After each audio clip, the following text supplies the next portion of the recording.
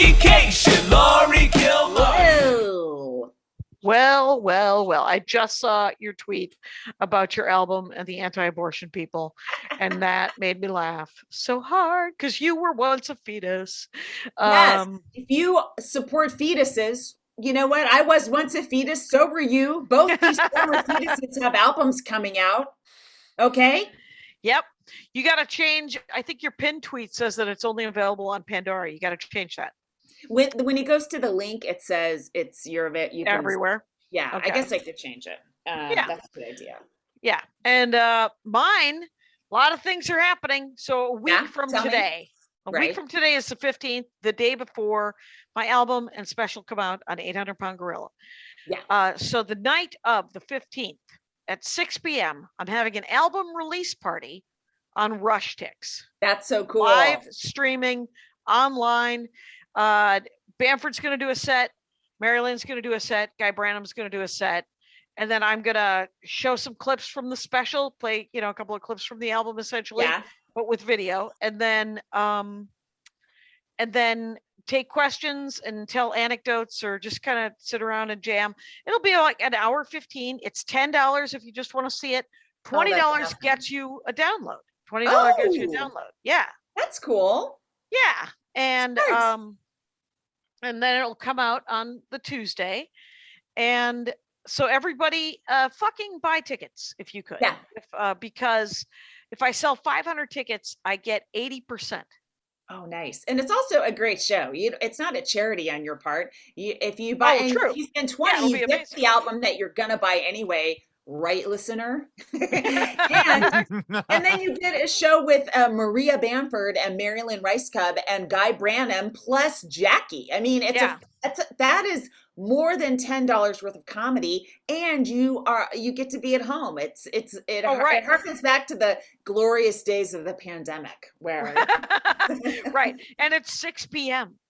Pacific, so it's. It's 9 p.m. Eastern. You can literally be asleep by 11 and really 10:30. 10:30. Or you watch from your bed on your iPhone and then you fall asleep during the show, but that's okay because you already bought your ticket.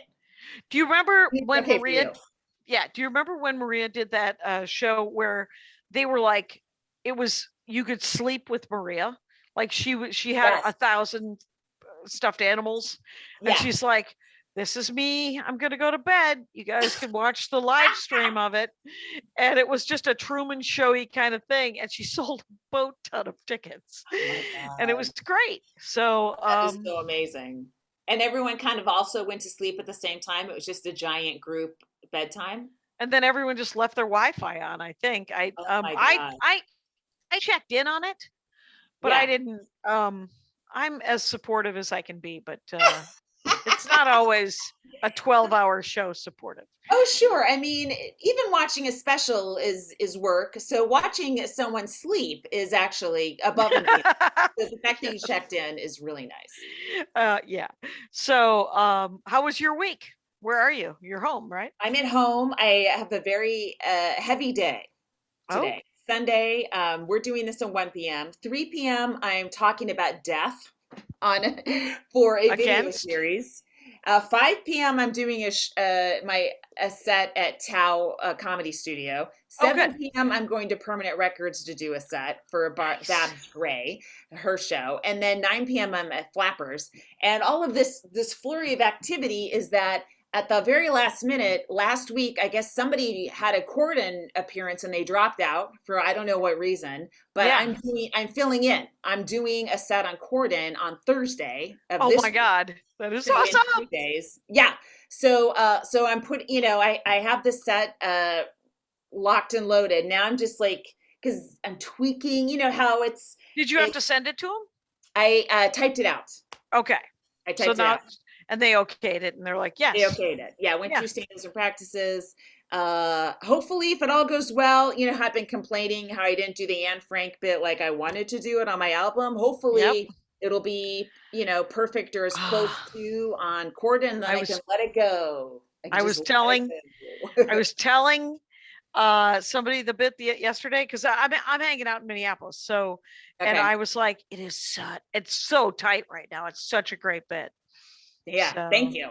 Yeah. So just getting into it, it's newer stuff. It's not stuff that's on the album or anything. So part of so it's so yeah, it's just tinkering a little bit with some of the bit that I'm opening with has sort of existed 4 or 5 jokes in recently, so maybe it wasn't as tight as it should be because it wasn't the opening joke ever, and so now I'm just trying to massage that a little bit, and I have 2 sets on Monday. I'm gonna do Val Tozzi put me on Mermaid, and I'm gonna do a set at Bar Lubitsch on Monday night. They have an 8 p.m. show I forgot the name of, and then Flappers on Tuesday and Wednesday. Or if anyone else has other things, I'll I'm not working, so I can do I can get there at 5 o'clock or whatever, and just run the set. Just run it. So I know it backwards and forwards. And it's mostly because this order is just for this set. I wouldn't put it in this order normally. And so I want it to be so ingrained in my head that if something were to happen during the show, or if I get distracted for some reason, I've got the muscle memory to just keep going, and it's seamless. You wouldn't notice. That's like awesome. When your mic fell out or whatever happened with you on Conan. Oh, that laugh pack. Yeah. It was that was weird, but I did take a beat so that they could cut it, and then you were so funny because you're like, no, they're gonna keep it because they think it's funny. I was like, it is funny, and I look like a hero because I didn't choke, and you gotta love that. You gotta love looking like a hero. Exactly, you gotta love not choking. Yeah. So that's all happening, but part of me is like, oh, well, what if the person that dropped out, like, do they still have the rights to claim it back if they want it? Or what if for some reason they hate me? I don't know who it is, and I'm their enemy, and they're like, oh no, not Kilmartin, I'm coming back. I want this spot back. I'm not really sure. Right. It's I understand why you would have irrational thought syndrome, but it is not happening. You're doing it. It's going to be fun. They asked me for a set, an idea for a set, and I'm gonna, you know what? I think I'll just type it up because get this. So I'm in Minneapolis.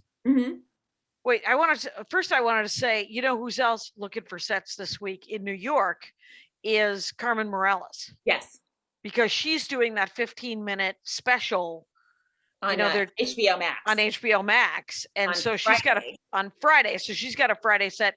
So if you're in New York and you got a place where Carmen Morales can run 15-minute set, and comics, we have New York comics listening.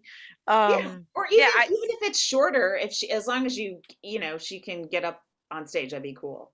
That's true. That's true. Just run it. Just get up and run the first half, run the second half someplace else, whatever. Yeah, and shake your muscles out a little bit. And so I tried to I asked a couple of people. I asked Butterboy, and she's packed, and it's the New York Comedy Festival week.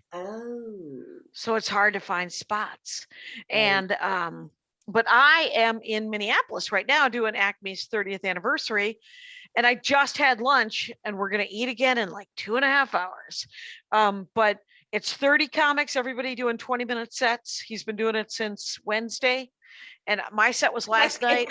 It's kind of like Hermosa's birthday thing too, right? Right, where he did 5-minute sets. These are 20s. Wait, how many comics doing 20s? 30, but over days. Oh, I'm sorry. Okay, gotcha. Yeah, not, oh my God, that would be a disaster. And so I came in, David Huntsberger and Chad Daniels, and David Crow and Bent Washburn. And so great lineups. Great lineup. And then Mary Mack went last night. Erica Rhodes went last night. Wow. I went last night. Andy Erickson. Yeah, it was. Those are some power 20s, Jackie. Jesus. Right. I don't know what Brandy Brown did. I think she went up on, I think the Wednesdays might have been shorter, the Wednesday sets, but Brandy Brown went up. And, but I just had lunch. Ryan Stout. Holy shit, he made me laugh so hard. He's got a COVID dog bit, right? Oh, interesting. Okay. And it's a freaking delight is what it was. I think I saw part of it and I was like, you know what? Maybe I don't need to have a COVID dog bit because maybe Brian has the definitive one, and unless I come up with a really different angle, he sort of hit a lot of things. He hit the beats. Yeah, he did hit some beats. And Jake Johansson's here, and so I just had lunch. Yeah, I just had lunch with everybody, including Emily Galati. Oh my God! Who's living here? Wait, she moved to Minneapolis. She still lives there? Yeah, she's living with Mary Max. Yeah, Max. Oh yeah. Yeah. Okay. That's kind of neat. That's cool. And so, you know what another topic was? Oh, go ahead. Oh, I feel bad if I don't say everybody's name, but Yeah, sure. It's okay. It's all right. Oh, somebody else was saying that they were thinking of moving out of LA just for a while, you know? Yeah. Interesting. I don't know. Mm-hmm. Emily was in New York and she was living in like, I don't know, a broom closet. So she was like, I gotta get out of here. Well, it's weird. To me, like before the last couple of years, you got to live in New York or LA or you're just playing around. And clearly, you know, even post COVID, maybe you don't if you don't have what you want here, you know? Yeah. Yeah. And you put her name in the chat. Mm-hmm.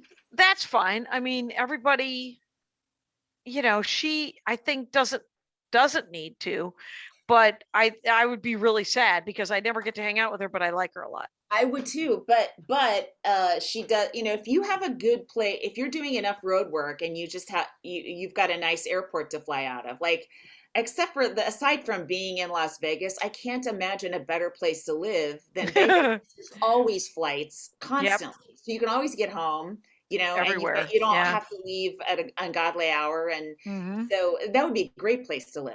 If you're just a road comic and you just need a place to put your stuff and slightly have a home. It's not a place to stay forever. Yeah. I mean, I did when I'm going to Vegas this week again to open for Maria Friday, Saturday at the new Wise Guys.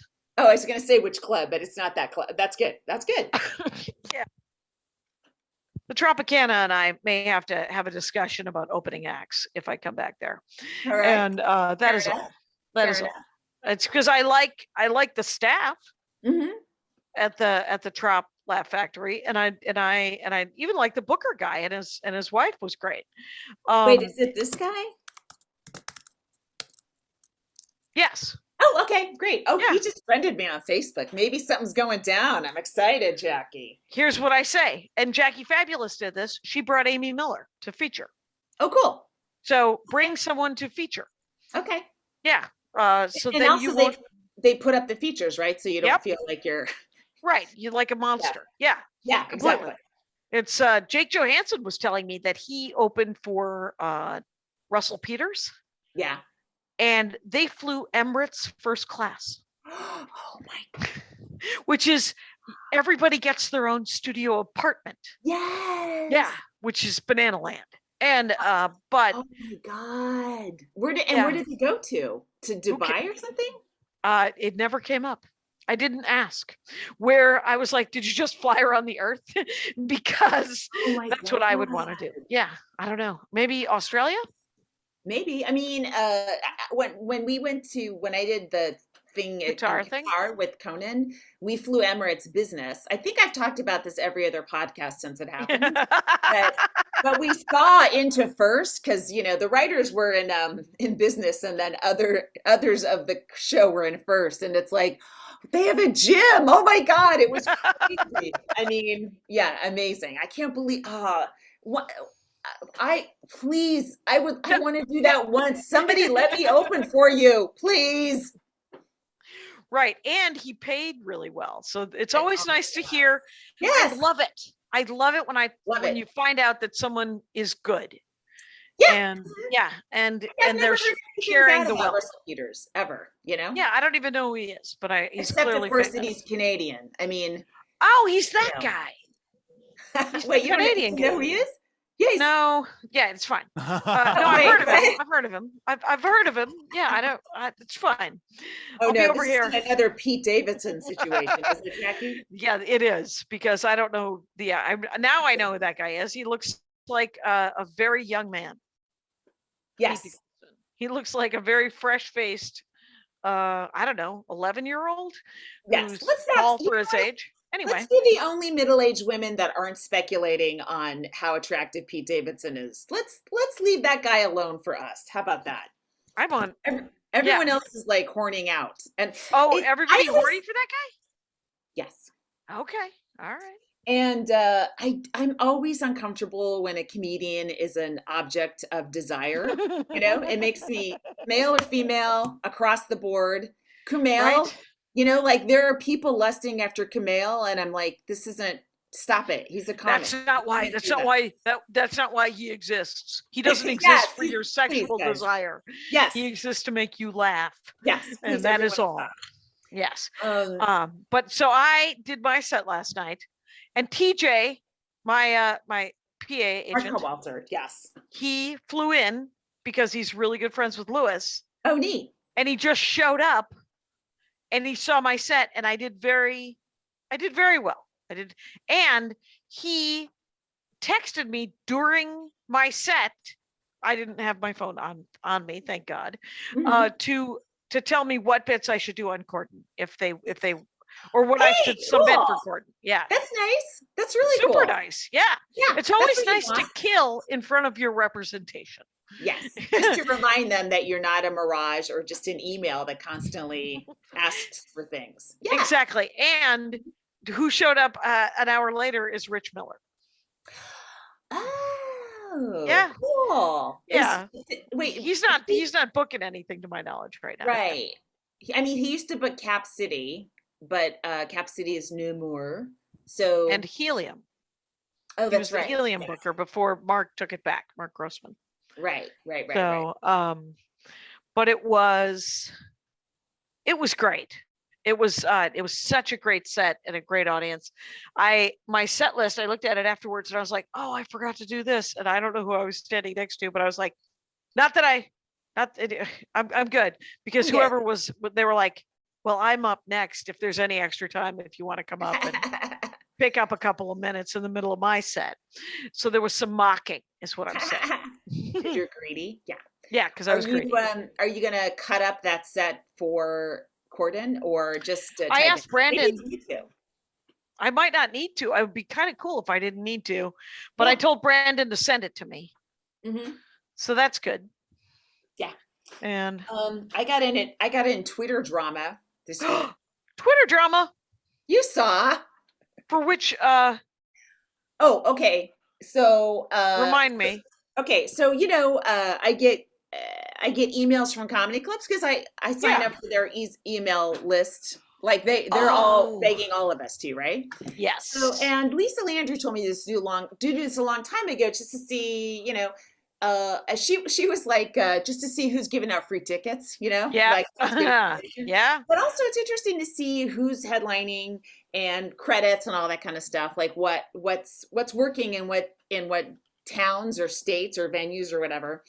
So anyway, I got this one email from a chain. It's a chain. They have several clubs, and in bright, bold colors, advertising 2 weeks of shows. Oh, and right. The first week was a guy who the LA Times did a story about him violently raping somebody. That guy was week 1. And then week 2 was the guy who Vulture did a story about who groomed a 14-year-old. So, right. And I don't want to say their names because it's out there. If you want to look into it, that's fine. I'm giving you the information I'm comfortable dealing with because of how things get clipped out on the internet. You and I could have a private conversation, which this is not, and we get into it. Okay. So then I just tweeted something like, hey, so this club. That's right. This club is booking a rapist and a statutory rapist back to back, but I'm not going to call them out because I'm also sending my veils. Just so you know what it's like to be a stand-up comic these days. Yeah, your subtweet game. I do remember this because you were on fire. Well, and then so some people started tweeting at me like, name names. Who is it? Who is it? Club? Yeah. What club? You should be willing to lose that club. This is more important than your income, right?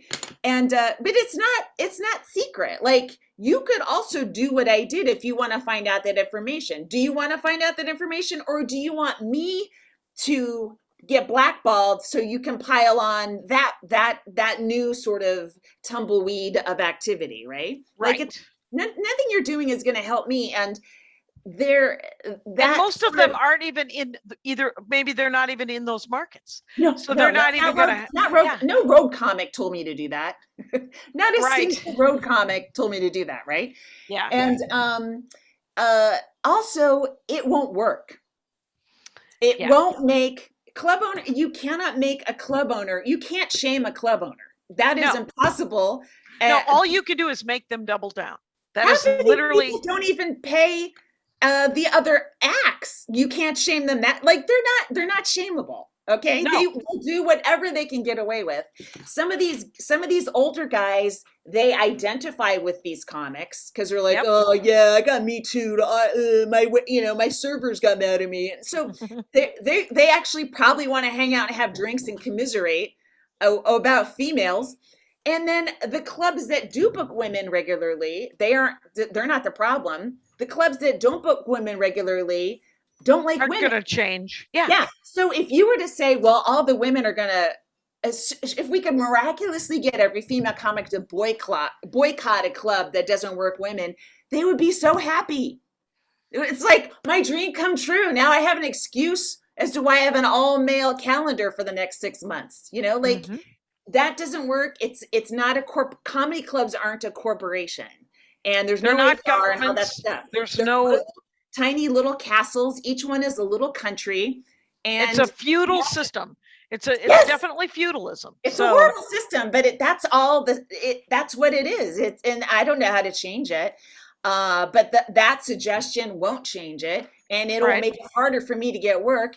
And you've tried to go you sat down with the club owner, right? His mother or something, right? She's the club owner.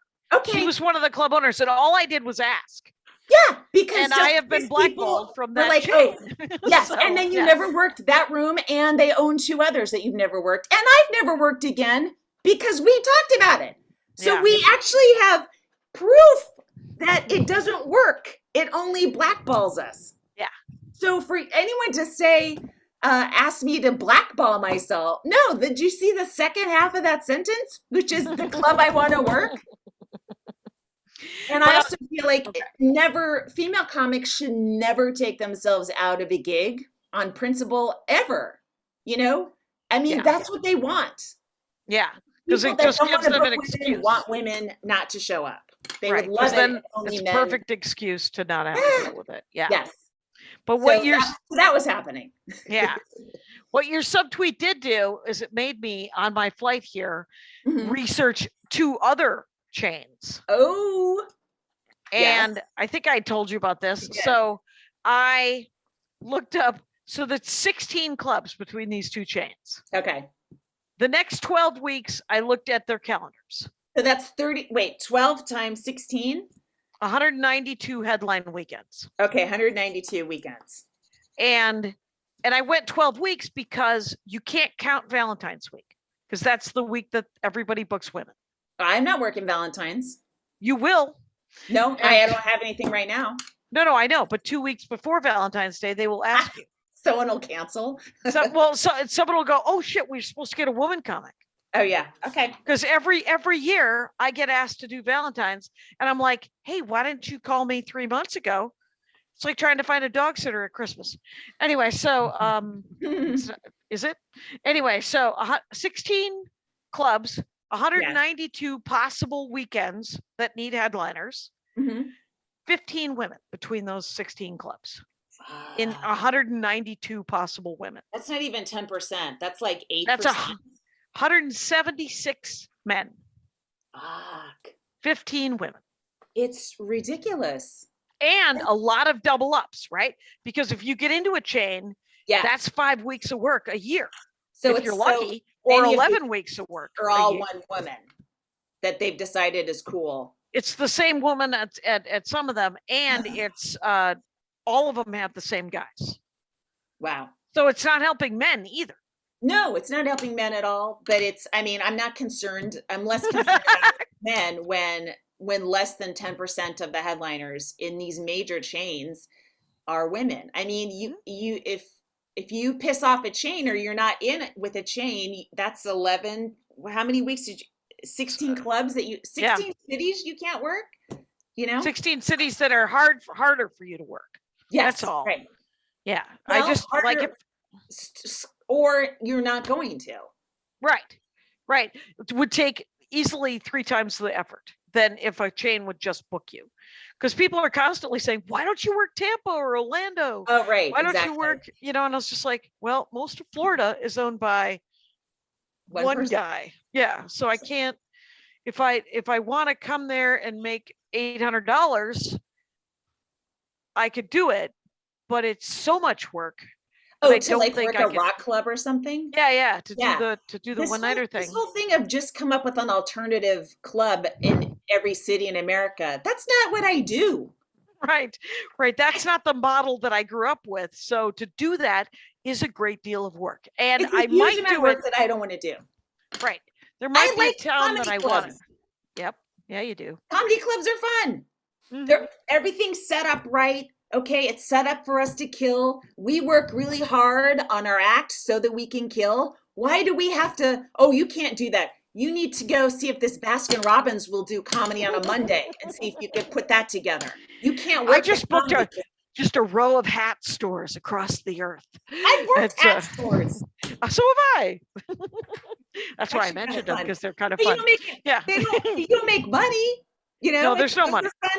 There's fun little sets in a big town, like in New York or LA. I don't mind working any weird thing, but to go on the road, to fly or to drive, X amount of hours to get a hotel, it costs a lot. And the club, at least when you're headlining, pays for that stuff, and you get your check for the week and maybe some merch money, and everything else is like, I'm not a promoter. That's not what I can't.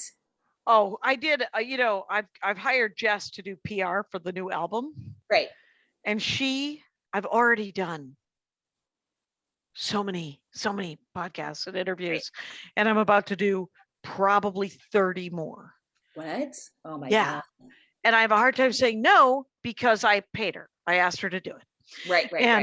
And so, but I was trying to explain to some guy, it's like Geek News Network or something like that was the name of and I was trying to explain to him about working the road and accepting work and being, and at one point, I think his last question was something like, I don't know I hope he doesn't put this in print, but he might, and I'm about to say it. So, and I don't think he asked me what I thought about like the guys who date underage, right? And like Crystalia, like Crystalia and Jeff Ross specifically. Correct. And so he asked me about that, and I said, I don't think I'm taking a stand when I say I would like all adult men to date other adults. Yeah. And he was like, well, that's a good way to put it. And I'm like, well, I don't understand why I have to weigh in on this controversial topic of adults dating other adults and not dating children.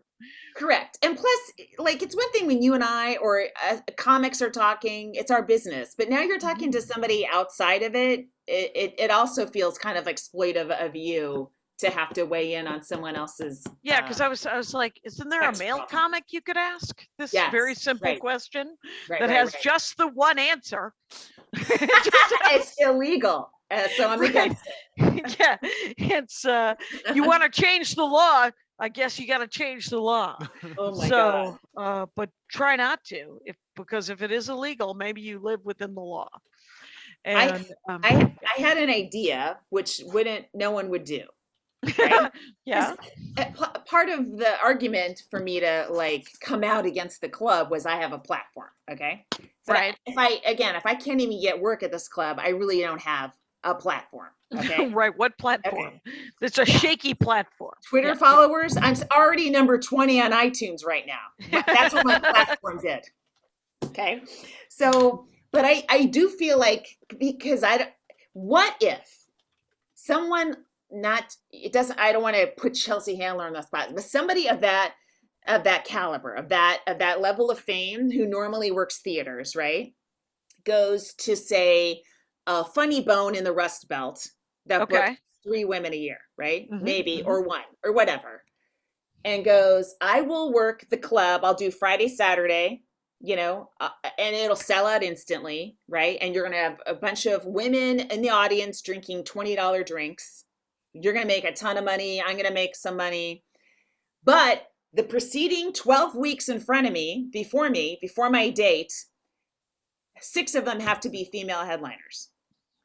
And then you could actually make it a thing where it's a promotion for like almost 3 months. And that would maybe get the club in the habit, like it's a positive shaming instead of fuck you for, it's a little like, hey, here's some new comedians that you may not have been in, say, Albany, New York before.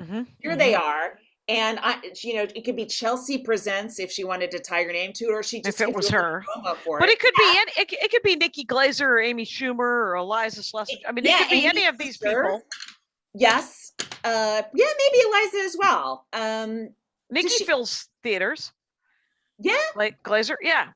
Yeah, maybe. I'm just saying, like, is somebody who has the option of doing a theater in a club and doesn't need a club ever, right? Right. And you're just coming up with like the mechanism to do that, where they could use that power for good. Yeah. And it would hopefully start to build an audience that the club could see, because I'm convinced some of these clubs are they're so stuck in their 80s, 90s thinking. Like, there's an audience of people that do not want to go to a comedy club because they think all comics are guys that talk about cancel culture, right? Or, like, there are people you haven't connected with that would spend money at your comedy club. I don't know. What do you think? You seem bored. No. I think you've circled around and you're saying the same thing again, because I think you're right. I mean, it would be a tangible way to use your power for good. Yes. Hey, let's take a quick break though. Okay. And also, let's talk about the comic of the week. Oh yeah. Chelsea? No, not Chelsea. Kelsey. Kelsey Cook. Kelsey Cook with a K. Kelsey. Cook, like cook. Yes, she's hilarious. Yeah, I was just watching her stuff on YouTube. It was really, really funny. Yeah, I think we've talked about her, so I thought we had already done her as a comic of the week. But no, she actually technically hasn't been one. But like, she's the daughter of professional foosball players. I'm like, what? She's so funny, and she's weird and really nice person. That's so cool. It was really smart and interesting stand-up. So find Kelsey Cook. She was opening for Jim Norton for a long time too. Yeah. Really? Mm-hmm. Oh yeah. Wow. She's a good time. She's a favorite of mine. Yeah. Okay. It's to hang out with Jim Norton though. He's a delight. I love him. I went to the Middle East with Jim Norton. He's a good time. It was funny. Am I mixing him up? Is he? No, you're thinking of the same one. He's just surprisingly nice. Was he blowing other kids under the porch when he was 9? Yes. Okay. Yeah. No, I've hung out with him. He talked to me. He was the guy. Anyway, no, I'm glad that Kelsey Cook is great. We'll talk about something else. Honor for her now. Well, and the thing is let's bracket it in a way that I can tell you my Jim Norton story without it being taint none of her concern, without her being tainted by it. So Kelsey Cook, KelseyCook, that's her @ on Twitter, and find her and watch her stuff and buy her album if she definitely do. Yeah, awesome. Okay, so tell your Norton story. Oh, I did a thing with him and Keith Robinson and somebody else right in 2003 or 2004, and it was at college. Yeah, and it was supposedly it was stand up and then a live fake tough crowd. Oh, okay. And at a college in either Florida or North Carolina, one of the Carolinas or something. Yeah. And then we went out to some Waffle House or something afterwards. And I did not know that Jim Norton was really good friends with Dice Clay. And Dice Clay came up and I said, yeah, he's not really doing stand-up for me. I'm not a big fan. I don't care. I mean, he does his job. I think people who like him. And Jim Norton then proceeded to give me a 45-minute lecture about how I wasn't a real comic if I didn't like Dice Clay. And the words real comic were said out loud. Wow. And he's a passionate man, Jackie. He believes what he believes 100%. That is totally. And he's the only one who gets to in that conversation, oddly enough. And I ended that conversation by saying, let's just agree to disagree because we both obviously love Margaret Cho.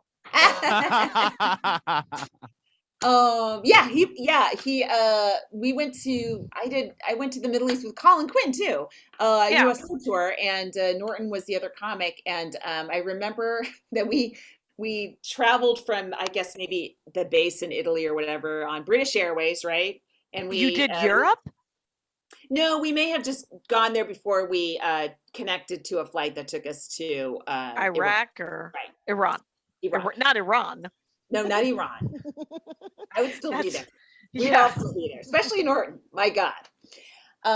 So he got off we landed at JFK. We've been gone 10 days. Everyone's tired, gross, disgusting. And he doesn't say goodbye to any of us. He takes his roller bag, he rolls right into a cab and goes to Dangerfields to do a spot. I was like, that's a classic, that's a comic right there. That's a comic. Yeah. Did you, I did not know that you were in Iraq. What year was that? That was in 2003 New Year's Eve. So 03 to 04. And wow, that is danger times, man. Yeah. We had to cancel shows because either Bagram. There's a couple of cities I'm confusing and can't remember, but one of them was under heavy fire, so we went to another one instead. And then that's when we were doing shows on a picnic table because they weren't prepared for us. And the audience, the guys had been awake for like 24 hours straight. But they wanted to go to the show, so they were just like staring at us and trying to stay awake. But on New Year's Eve, we were in Saddam Hussein's, one of his palaces. And with special forces, like they kind of took us around and showed us stuff we probably weren't supposed to see.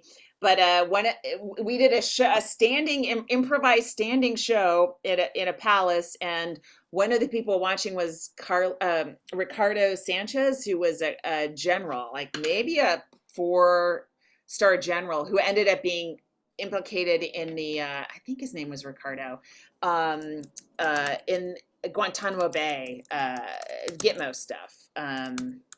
For torturing and stuff or something? Yeah, Ricardo Sanchez. Yeah. I mean, Jackie, he was nice enough to me. Oh my God. It just happened again. Vince Champ, nice enough guy. Yeah.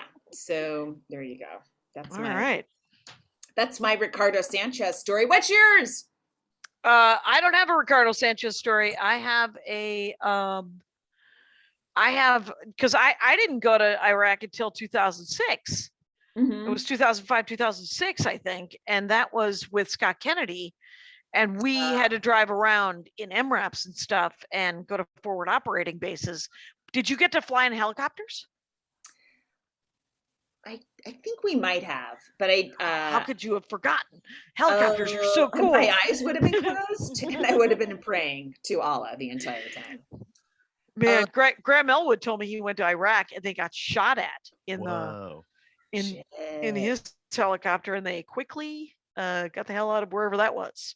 Because, whenever those Armed Forces Entertainment USO things happen, there's, I believe this is true, because I was told this, that they've never had an entertainer die.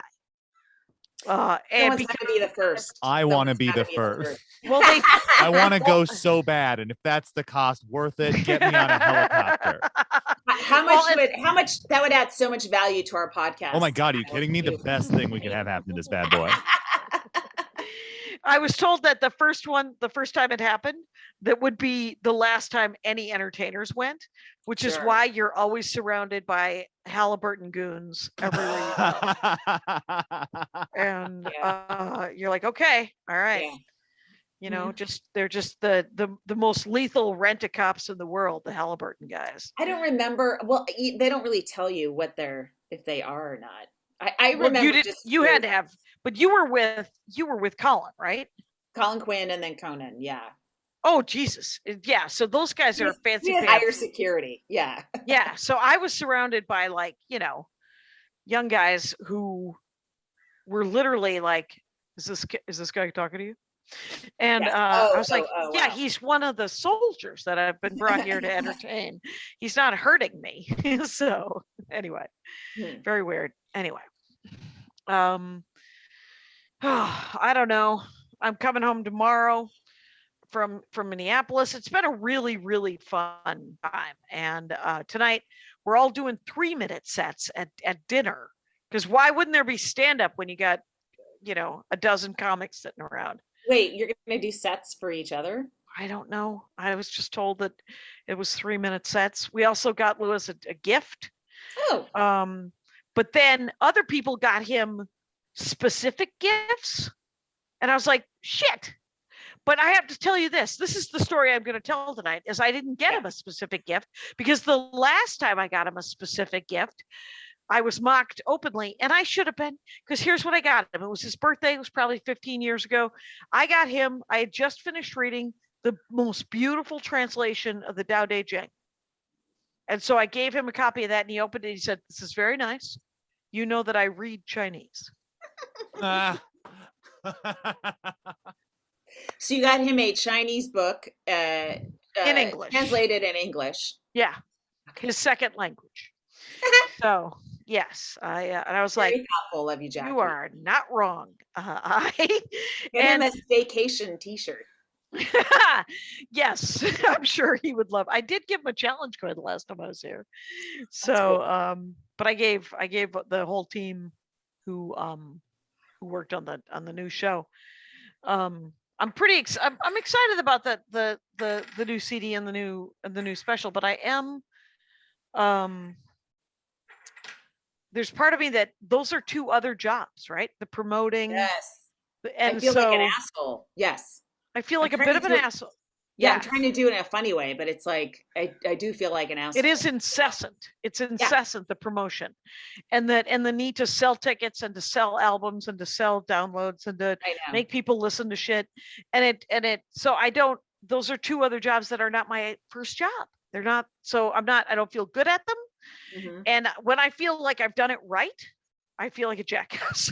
So I know. I feel like, I did it right. Yeah. So. But it's weird because you'll do like 20 tweets and it's like a link. So all of a sudden it's your album cover and over again. And you're like, all right, I'm sick of this picture now. Everyone else must be too. And then one person on the 20th tweet will go, "What? You had an album? Oh, okay." Like, oh, all right. Well, I guess there's a reason. Yeah. Yeah. Mm-hmm, mm-hmm. It's aggravating. Yeah. So I'm hoping to sell. I'm glad Maria's willing to do the show on the next Monday. Heck yeah. Because Rush Chicks has a her fan list specific. Oh my God. That they're gonna send that little video that she did with her dad, and hopefully that'll sell some tickets. And because I wanna, I told 800 Pound Gorilla that we could, Rush Chicks will get their cut. 800 Pound Gorilla, I want to split with them because they're gonna cut the clips for the to show. So just share the wealth. Share the wealth. Yeah. But I don't know. I really want to just lie down. But I'm having such a good time, right? Yes. So it's all hard to justify anyway. Patton Oswalt was in first class. Yes. On my 6:15 a.m. flight to Minneapolis because he played the State Theater on Friday night. So I didn't Delta. I flew Delta. I'm walking through first class, and I look down, and it looks like Patton. So I take an earbud out, and I'm like, "Patton," and he looks up. And he said something. Did he look up with red, like, "Oh no, I'm being recognized"? I guess David Huntsberger was also on that flight, and he also walked by Patton and said, "Patton." And but what Patton said to me, he said, and I don't think he said this. I don't know what the hell he said, but it sounded like he said, "Did you post something not trolly, but like something weird on a website. And I was like, no. But then I was pushed by the flood of people pushing me into coach. So I couldn't have a real conversation with Patton because he was just like, did I post something weird on some website he was on? And I was like, no. Everything I post is trolly as much as possible. So I'd have to, that's a global yes for anyone who asks. And I have to say that I didn't, I was like, I don't think I haven't posted anything about you. Like if I see, if he has a good, right. Yeah. If he has a good tweet, I'll retweet it and that's it. No, this is a pro Patton podcast. Oh, for sure. Yeah. Pro Patton podcast. Yes. Yeah. Patton Oswalt, good egg. Nothing wrong with Patton Oswalt. So all positive. So, but that was funny. And then my brother picked me up at the airport. I had dinner with my brother and sister and the kids and my niece and my great niece and my other niece and my other nephew. And then yesterday morning, my brother Scott, who's kind of a recluse, didn't come to dinner the night before. And I was like, hey man, I don't mean to pressure you into any kind of social thing, but if you want to, I'll meet you and we can have coffee. And so I had breakfast with him and that was awesome because I hadn't seen him in probably 3 or 4 years. Oh my gosh. Yeah. So we talked and had a real nice breakfast. And then I took a lift over to buy the paperback exchange and a consignment shop that I really like, where I bought another sweatshirt because all I have with me is my Captain Marvel jackets. I have to buy something to wear on Thursday. Yeah, you do. You know, you're going to be on television. My incredible sweater from Stitch Fix. Yeah. But I don't know. Well, I gotta I gotta figure out what to wear. I'm gonna get here's the thing. Oh, because of should we do a break? A break? Yeah. And we're back. So because of COVID, they have limited hair and makeup, just people aren't, Yeah, totally. The hair and makeup has the right to protect themselves because you are uncovered, and so you could still have a breakthrough case, right? You could be asymptomatic, etc. So I totally understand that. So I am hiring. I'm probably spending all my entire fee, right? But I'm getting on the show. But I'm like, I am not doing my hair and makeup for TV. I look like shit every time I look on Zoom. I want to kill myself. So I'm hiring Marlene, who did my hair and makeup for the album cover. She's going to come over and she already has something. So she's coming over like Thursday at 10 in the morning. And then I'm just not going to move until 4 p.m. 4 p.m. Yeah. Oh, that is brutal. Yeah. But that's going to be so cool. Because I'm glad he's having stand-ups again. Wasn't Joelle the first one back? Was that right? No, Atsuko was. Well, I don't know who was the first one back. On Corden, I'm not really sure. But Atsuko and Joelle both did late night sets this week, didn't they? Last week. Joelle did Fallon. Oh, that's what she did. Fallon's had live audiences for a while, and then Atsuko did Corden last week. And she had a great set. That was nice. Yeah, she did. That was nice to watch. Yeah. And they have they've always had really good audiences at the Late Late Show, That's awesome. So it'll be fun, Jackie. And looks like it's coming down the pike for Miss Cation as well. It could happen anytime. We don't know, but I'm looking forward to it. And and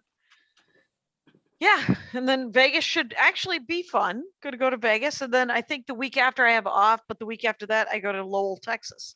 Lowell, Arkansas. Yeah. That still worries me. Yeah. I don't know what it's going to be like, but I'm hoping. You got your booster. I mean, I got my booster. Exactly. And I was supposed to get my booster yesterday, but I didn't want to be late because I've heard of people who didn't have any problem with the vaccine get laid out for like a day or two. And I'm like, I just need to be out doing spots and not worry about if I have my energy sucked away from me for 2 days. So I'm getting it Thursday at midnight after the Corden set. Oh, weird. Yeah, they're doing like the 24-hour appointments again, like they were in the beginning when they had the vaccines. So I guess because kids are able to get it. They're taking all the daytime appointments. So us grown-ups have to go in at like 1 good. in the morning, but that's okay. I just want to I want it to be all locked in before I go to Austin, the Creek and Cave. Yep. Which I'm sure Austin itself is highly vaccinated, but there's no mandate or anything in Texas, obviously. So I'm sure there's going to be some. You know what? I don't know. I just hope not. You know, there's like 9 people are wearing masks around me this week. Yeah, I mean, you know, I can't wait to get on an airplane where everyone has to wear a mask. Yes, but if you are vaccinated, at some point you feel like, come on, like I get it, you know. Mm-hmm. And so, we've been eating in restaurants and hanging out with comics and, and it's fine, but I'm just, I'm twitchy because, I'm twitchy because it's a pandemic and it's been 2 years and I'm used to a certain, what I hate? Change. Whether it's for the good or for the bad, I'm just like, oh, something's changing again, but it always does. So there's nothing to be done. So. Yeah, I mean, now Pfizer said they came out with something that like the pill.